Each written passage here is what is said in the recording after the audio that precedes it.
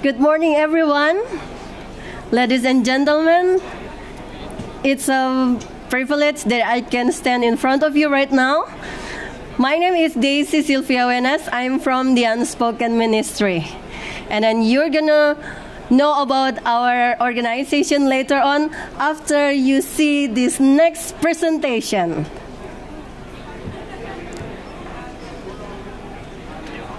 Song number 1, but wait.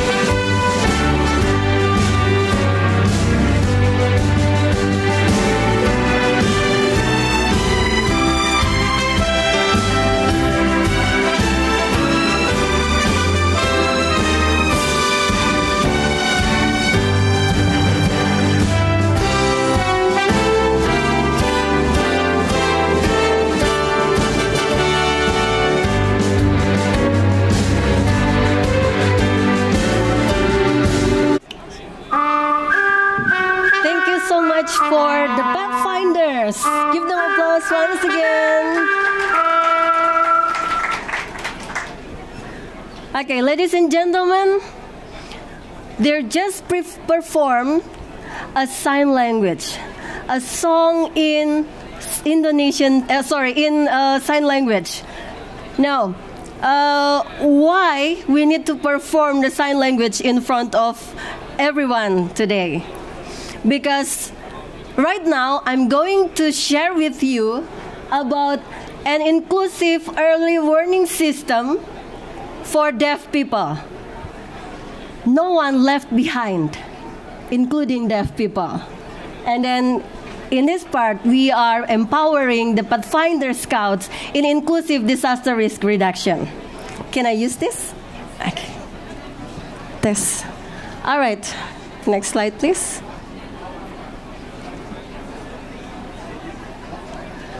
Well, let me introduce who I am and then where I am from. My name is Deicy Silvia Wenas, and I am from the Unspoken Ministry, or TUM. I am the founder of this organization.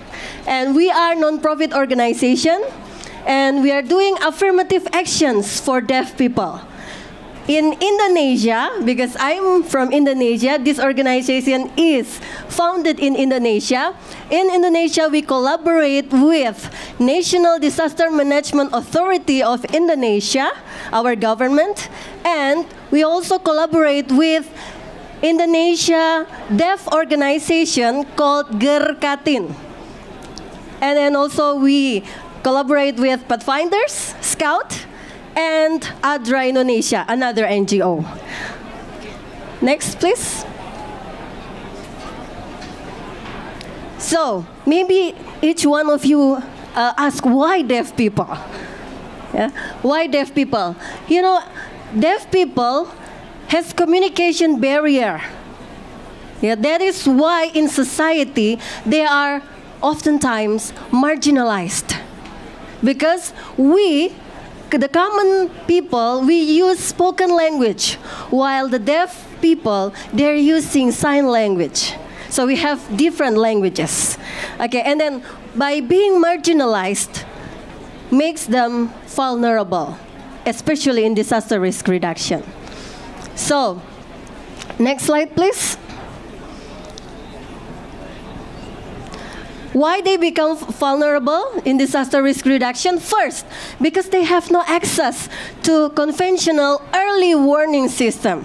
Yeah, as you know, that the early warning system is sound-based, right?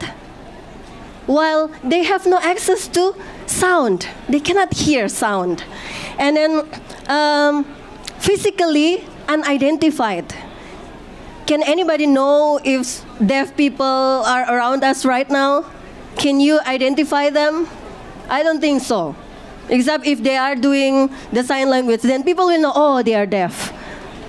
But if they just stand, just like every one of us, then people will think that they are hearing people. Okay, so because of they are physically unidentified, so their needs also unidentified. Agree? Yeah. Okay, and then the next one is they have no access to disaster risk reduction information because most of the socialization, the trainings, informations given in spoken language or in written language, but with common language. Yeah, not, deaf people, they have their own cultures. And then it makes their language is different from spoken language. The structures, the sentences, totally different. So even though they are exposed to the written informations, but they cannot fully understand the information written on that written information. Okay, and then the next one is they've been taken for granted in disaster risk reduction. Yeah, we will show you why we make such statements. Next. Okay, so for the next one is about the early warning system research. I would like to invite my colleague, Dr. Aris Munandar. He is a doctor in disaster management. Okay, ladies and gentlemen, I'm Aris Munandar.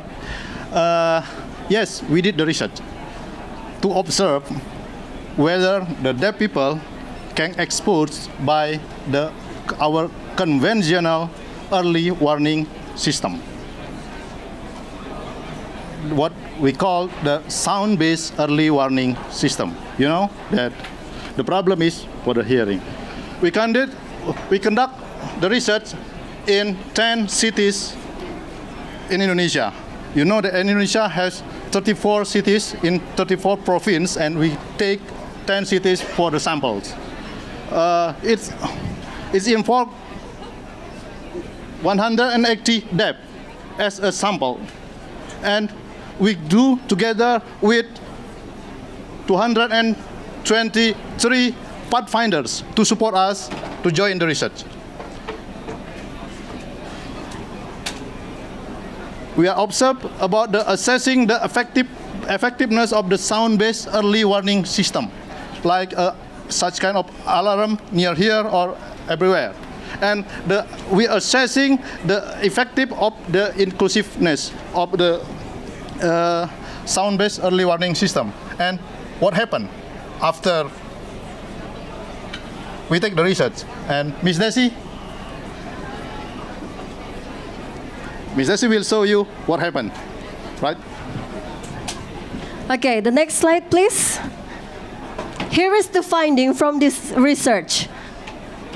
We found that 99.94% of the deaf respondent, could not access the sound-based early warning system.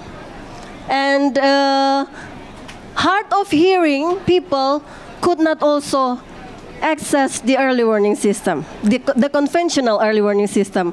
And then the findings shows that early warning system needs enhancement to be accessible for deaf people, and then require additional visual-based early warning system and vibration-based early warning system to make this conventional early warning system accessible by deaf people. Okay, so I'm gonna show you the next video, which taken in one of the 10 cities. I cannot play all of the 10 cities videos, but I will show you one. I want you to take a look at this. You see, in this room, we gathered all the pathfinders with the scarves, and then the deaf people. And then suddenly, the alarm rang off. The alarm rang off. What happened? Look at all the people with the scarf, the pathfinders. Upon aware about the alarm, they evacuate, they leave the room.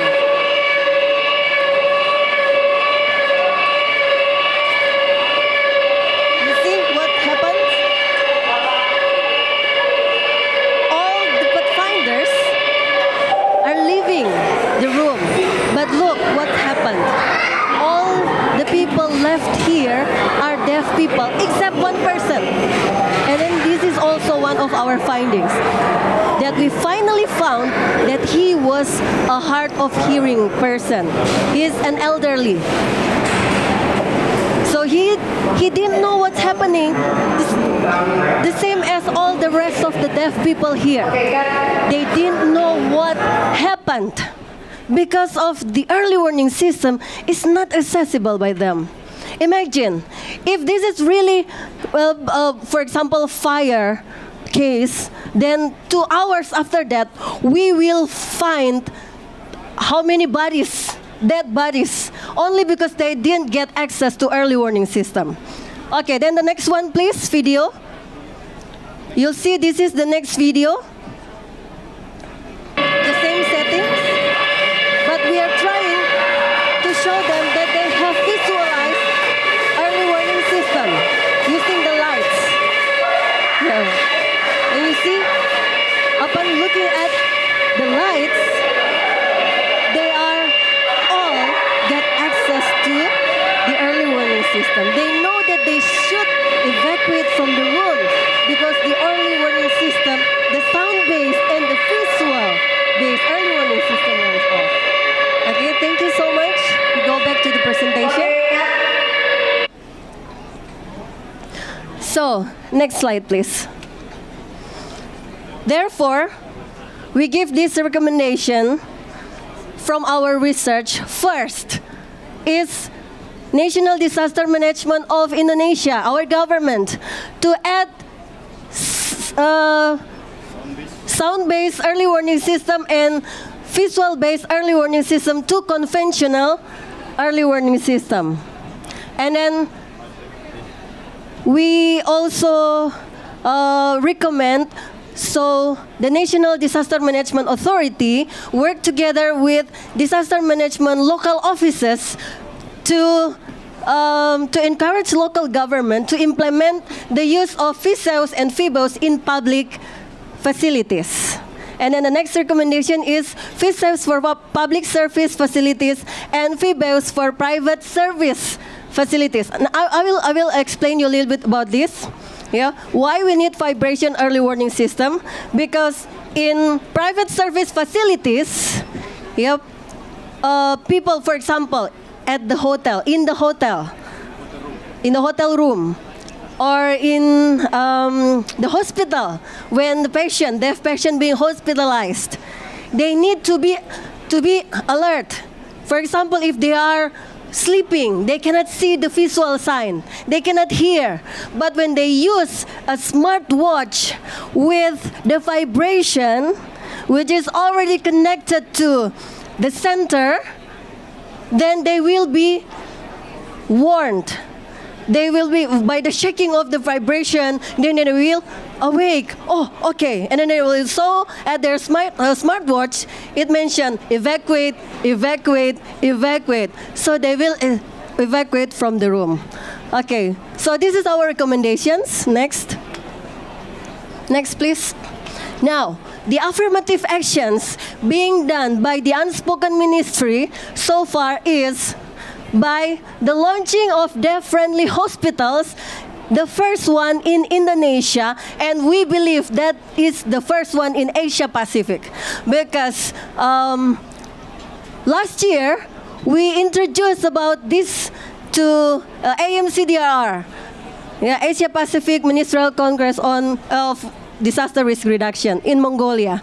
Now, what is needed for deaf-friendly hospitals? First, infrastructures, of course, by using the VisEWS and VibEWS, and then the management, okay, SOPs and such, and then services in Indonesian Sign Language, yeah, and then also supported by pathfinders. Now, why pathfinders? Now, I want you to listen to our pathfinder directors who will introduce you who pathfinders is. Okay, why pathfinder? Because we have a class we call HANER classes. There is a two class for the disaster one. We work together with other NGO, and we have a sign language classes. So when they learn and they have this class, they have to implement to serve the community. Our pathfinder in Indonesia about 20,000 pathfinder. So this is a resources, big resources to use to empower them to do for the ministry to the community, especially for the deaf people. So now we will to inform you the pathfinder not only in Indonesia but in international club in this area we have to, this from Switzerland club pathfinder. Okay, thank you so much. So together with us here, the pathfinders from Geneva, Switzerland.